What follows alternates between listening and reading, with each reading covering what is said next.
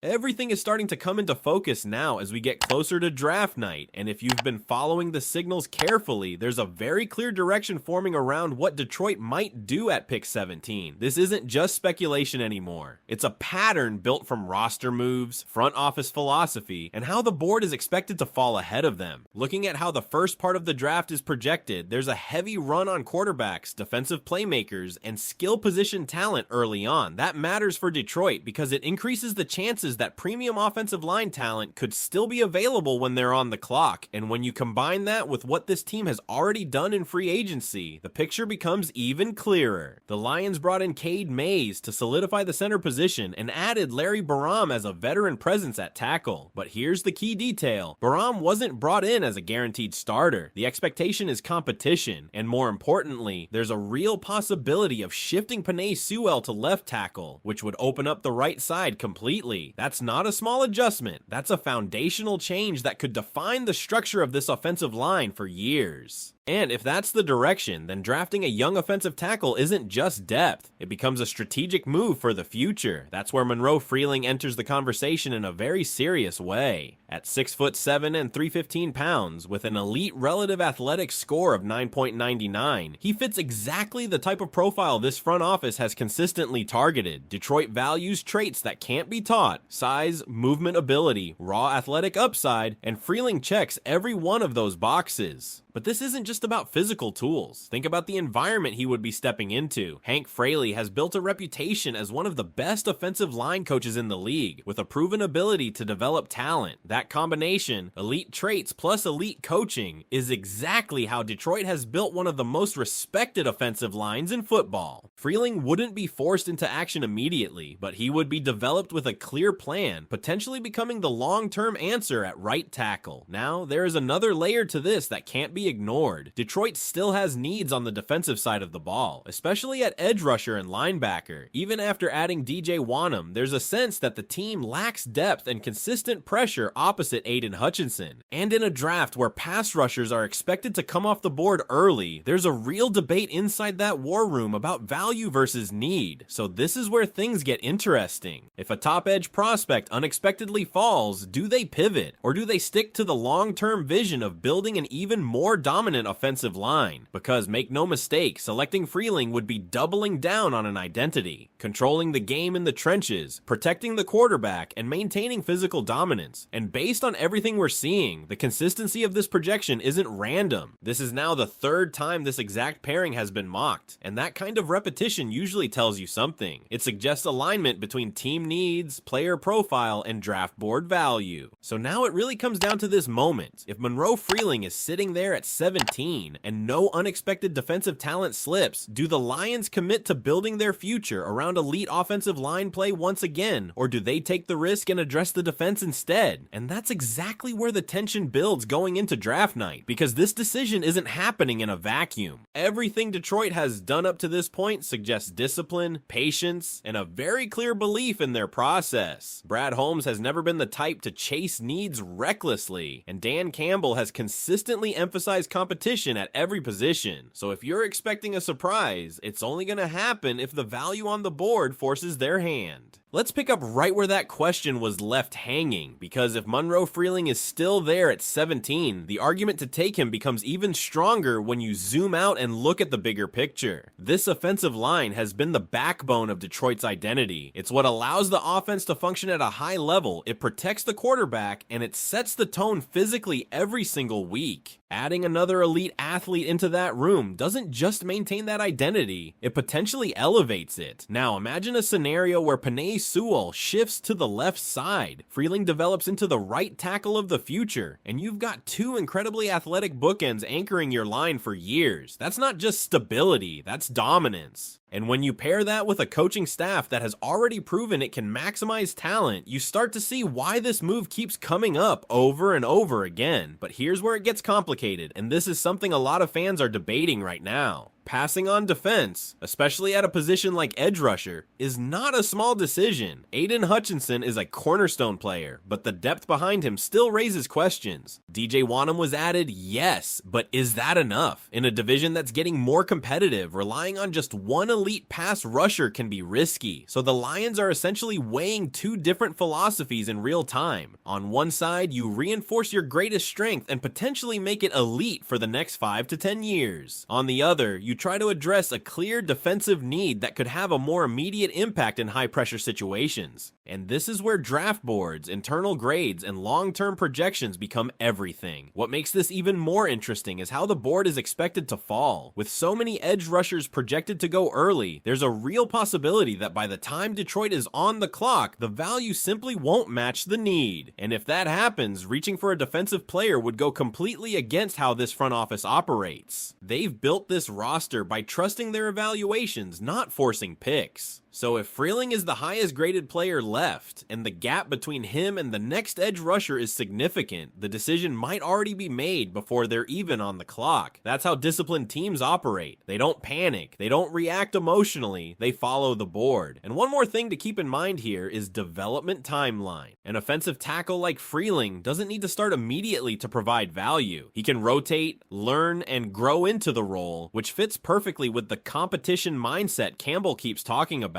Meanwhile, a rookie edge rusher might be expected to contribute right away, which adds a different kind of pressure and risk depending on who's available. So when you put it all together, the roster moves, the coaching philosophy, the projected draft board, and the long-term vision, it really feels like Detroit is setting itself up to make a calculated, controlled decision rather than a flashy one. And if that's the case, don't be surprised if they stay true to their identity and make a pick that might not excite everyone immediately, but pays off in a big way down the line. Now I want to hear from you. If you're in that draft room and both options are on the table, are you protecting the future with a player like Freeling, or are you taking the swing on defense to try to elevate that unit right now? Because the reality is, this decision at 17 could quietly shape the next phase of this team more than people realize. It's not just about who starts in week 1, it's about how sustainable this roster is when injuries hit, when contracts come up, and when expectations rise even higher. If Detroit goes offensive line, they're essentially insulating themselves against future uncertainty. Offensive linemen don't just plug holes, they preserve the entire structure of the offense. We've already seen how critical that unit is to everything this team wants to do. And when you invest in it the right way, you don't have to constantly fix it year after year. You build continuity, chemistry, and trust. On the other hand, if they lean defense, it sends a different message. It says they believe this team is ready right now, that adding one more explosive piece off the edge could be the difference in big moments. Closing out games, getting stops late, making that one play that swings a playoff matchup. That's a more aggressive approach, and it comes with higher immediate expectations. And this is why this pick feels so important. It's not just filling a need, it's choosing a direction. Do you extend your strength into something potentially dominant for years, or do you try to accelerate your weaknesses into something that can compete at a higher level right away? The front office has shown us before that they're willing to be patient, that they trust their system, and that they're not easily influenced by outside pressure. But draft night always has a way of testing that discipline. One unexpected fall, one surprising pick ahead of you, and suddenly everything changes. So as we get closer and closer to that moment, keep watching how the board unfolds, because Detroit's decision might already be taking shape long before they're officially on the clock. And if it plays out the way it's trending right now, this could end up being one of those picks that doesn't fully make sense to everyone at first. But months from now, or even years from now, you look back and realize exactly why they did it. And that's the part a lot of people don't talk about enough, how these decisions age over time. Draft night is emotional, it's fast, and it's driven by immediate reactions. But inside that room, the Lions are thinking in layers. They're thinking about how this roster looks not just this season, but 2, 3, even 5 years down the line. If they go with an offensive tackle like Monroe Freeling, it's a move rooted in long-term stability. It's about making sure that no matter what happens, injuries, contract situations, or even positional shifts,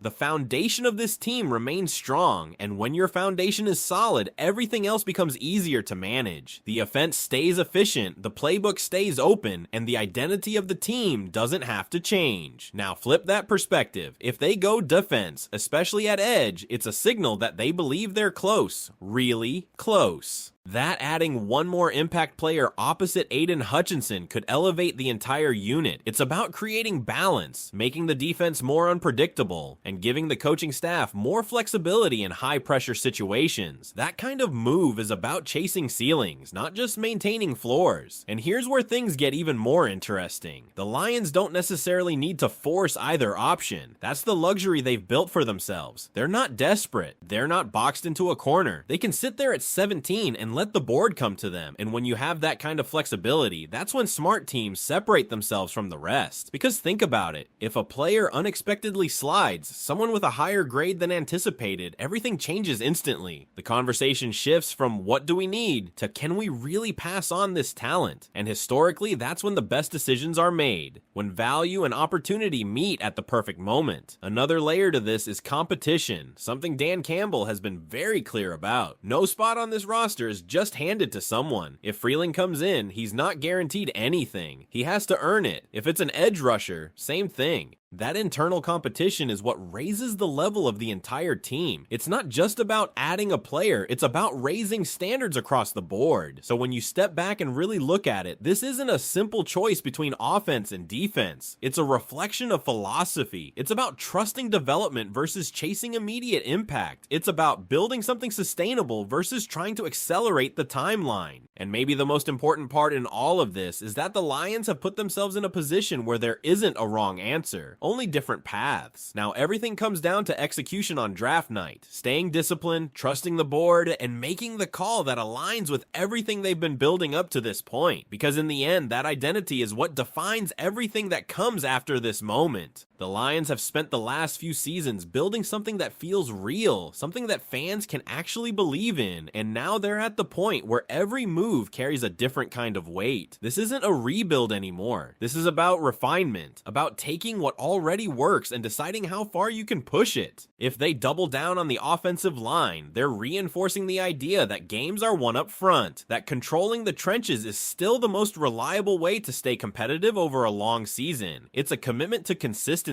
It might not always be the flashiest path, but it's the one that keeps you in control week after week. But if they pivot and go defense, especially with a pass rusher, that's where you start to see a shift toward explosiveness. That's where you're trying to create game-changing moments instead of just controlling the flow. Sacks, pressures, forced mistakes. Those are the plays that swing momentum instantly. And in tight games, especially in the playoffs, those moments can define everything. And this is what makes this pick so fascinating. It's not just about plugging a gap. It's about choosing how you want to win. Do you want to overpower teams and dictate the pace? Or do you want to disrupt, attack, and create chaos on the other side of the ball? The front office has given itself the freedom to answer that question however it sees fit, because they've built a roster without glaring holes. That's rare. Most teams go into the draft trying to fix problems. Detroit is in a position where they can shape strengths, and when you're drafting from that position, the pressure is different. It's not about survival, it's about vision. So when